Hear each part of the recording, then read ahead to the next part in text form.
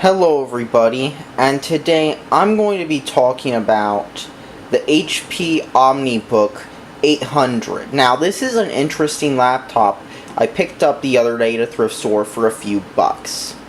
It's an ultra-portable Windows 95 era machine that took some effort to get working, but it's a fun laptop. So let's talk about what I had to do to get this thing working first of all. Now the first thing you'll notice is that the power on here, while it says 12 volts, it's actually center negative, kind of like the Atari Jaguar, Sega Master System, and Model 1 Genesis, and Sega CD, and the Super Famicom. Now this is a big thing because the power is reversed compared to normal power adapters. I mean, you can't just plug a normal one in because it'll probably fry the laptop. You have to use a special center negative power brick. And this is an HP F1044B AC-DC adapter, and this is the one that works with this laptop. And as you can see, it's center negative 12 volts, which is what this laptop takes. Once I got that though, I ran into another issue, which is that the hard drive was damaged. Now, I was finding lots and lots of bad sectors on this hard drive, and it was unusable.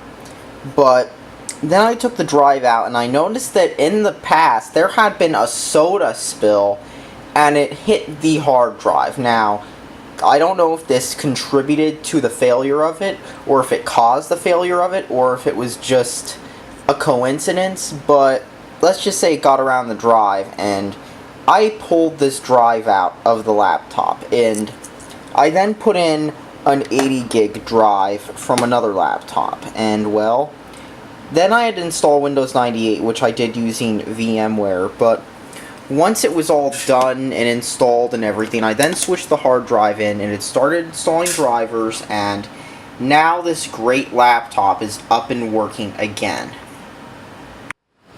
Now, one thing that has to be noted about this laptop is the fact that there are no CD or DVD drives or floppy drives. Instead, you have to go to the back and plug in a special floppy drive to this connector in between the serial and VGA connectors.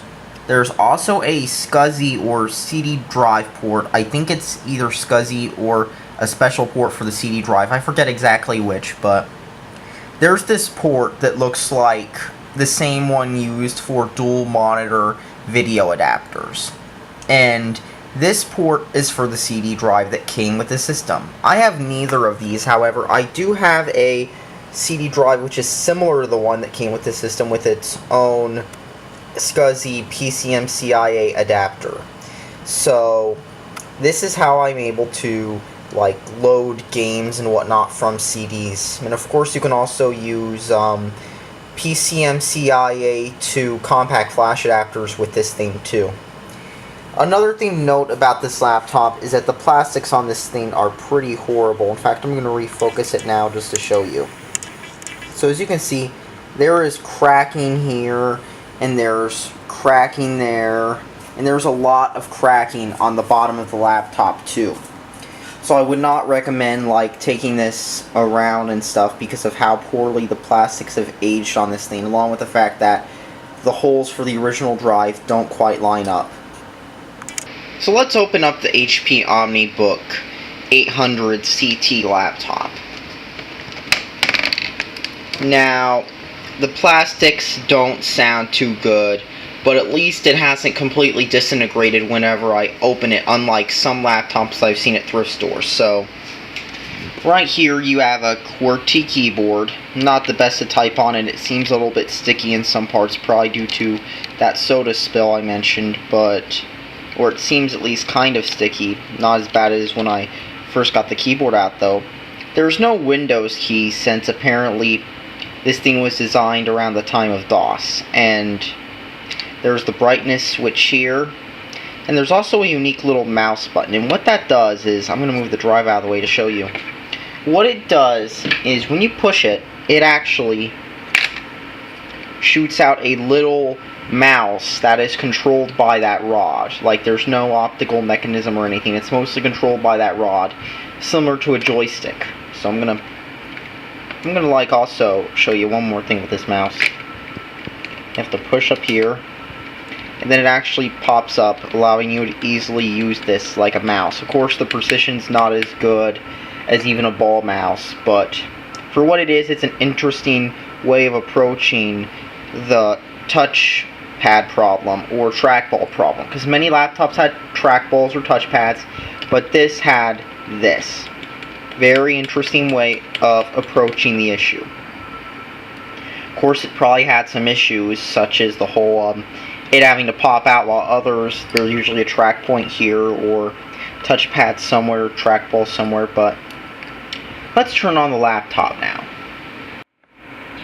Now, unlike PowerBooks, this isn't just a signal to the OS. Instead, it turns it on, and then when you push it again, it puts it in standby mode instantly. It does not turn off the machine, and you have to kill power to it if the machine doesn't turn off, or hit the reset switch, which is located right next to the mouse, recessed in. So let's turn on the machine, because this is a fairly interesting machine to talk about.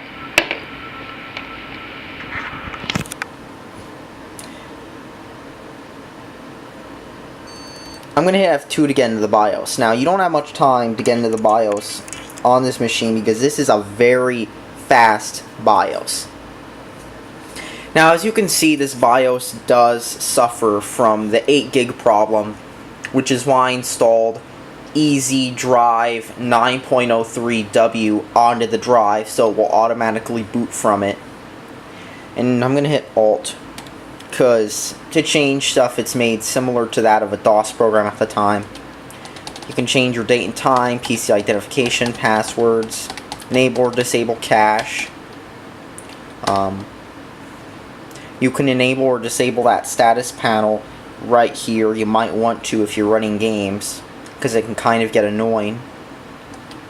And you can choose what to show, like battery status, hard drive status, only when active. I'm going to change it to that just because usually this thing does not have a hard drive light, while usually systems from this time would. Input output, you can change your COM port. It's a shame there's no mouse in here, by the way. You can change your printer port mode, keyboard setup, external devices. You can choose stuff with the sound port. I made the volume all the way max, and you can also change IRQ, DMA, that stuff.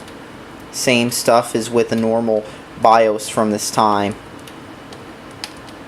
And I'm gonna go save. Like I said, this thing reboots real quickly. Now, first thing I'm going to do is I'm going to go into DOS mode to show you how great the DOS compatibility is. Now I'm going to go to CD/DKE3D, and I'm going to run a Duke Nukem 3D.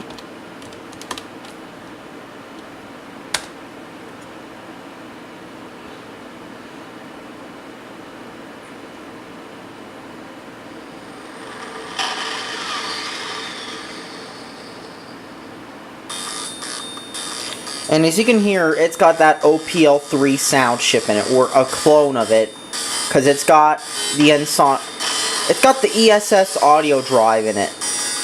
It's got the ESS audio drive sound chip in it, which means it's got a clone of the OPL3, and this is all in a nice, compact laptop that's about as big as maybe a CD. That's how big this thing is.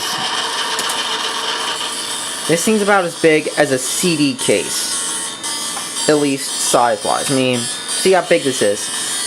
Not very big at all. So as you can see from the screen, it looks very great in person. I mean, it's an 800 by 600 active matrix LCD, and it looks stunning in person, especially when you consider that this was a DOS laptop, or Windows 98 laptop. Now I've got some other games on here too. Now I'm going to run Tempest 2000 on here, and as you can see, it works pretty great on this machine too, with that OPL3 sound.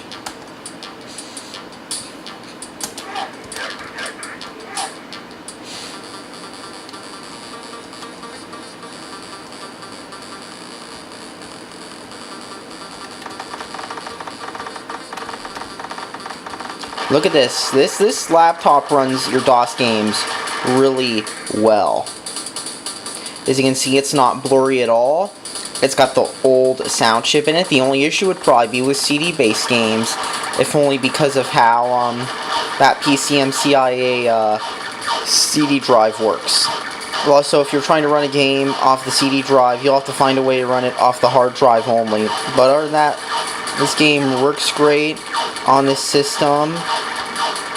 Really fun game, really good game, really great laptop. So all in all, this laptop runs DOS games amazing. And personally, this is probably one of my favorite DOS laptops now. And like I said, this thing reboots real quick. That's how long it takes for the BIOS to finish. And as you can see, it's booting Windows 98.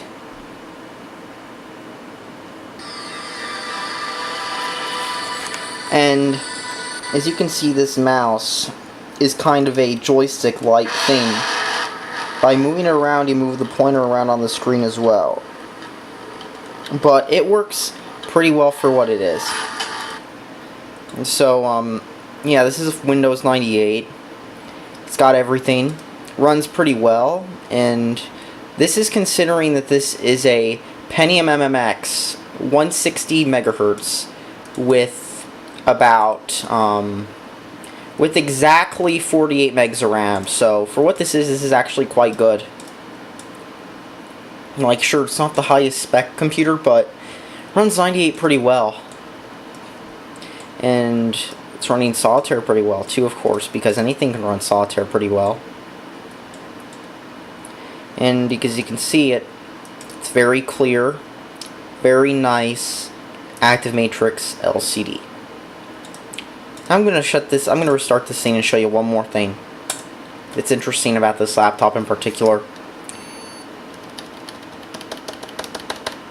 And go to a step-by-step confirmation. No.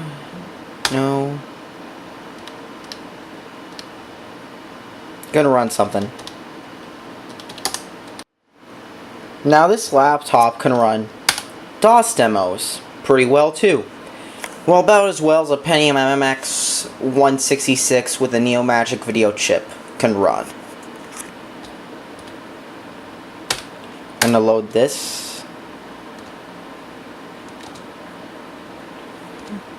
I still need to add that to my auto-exec.bat. Sounds not real loud, but as you can see, it's running fairly well, and it's running on this laptop. This old DOS demo is running on it. So all in all, this laptop is pretty great if you want to like use like a tracker or play DOS games on the go.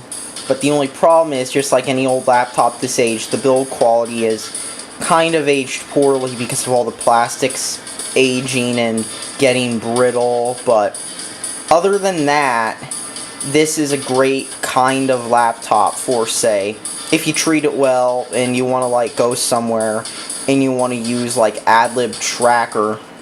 But if you're going to be like going in places that might trash your laptop up, I'd go with something slightly bigger or more rugged, like a ThinkPad or Dell Latitude CP. But all in all, this is a pretty nice laptop for all things considered. I mean, this is a small ultra-portable 10-inch DOS laptop. You don't see too many of those around, especially not in this form factor. And of course, you can also plug in CD drive, some Ethernet cards here. So all in all, this is a pretty nice DOS Windows 98 machine. This is pretty good for that purpose, and especially considering this is the MMX version with the active matrix LCD and the MMX chip and everything. So all in all, very interesting piece of hardware. Thanks for watching and subscribe for more.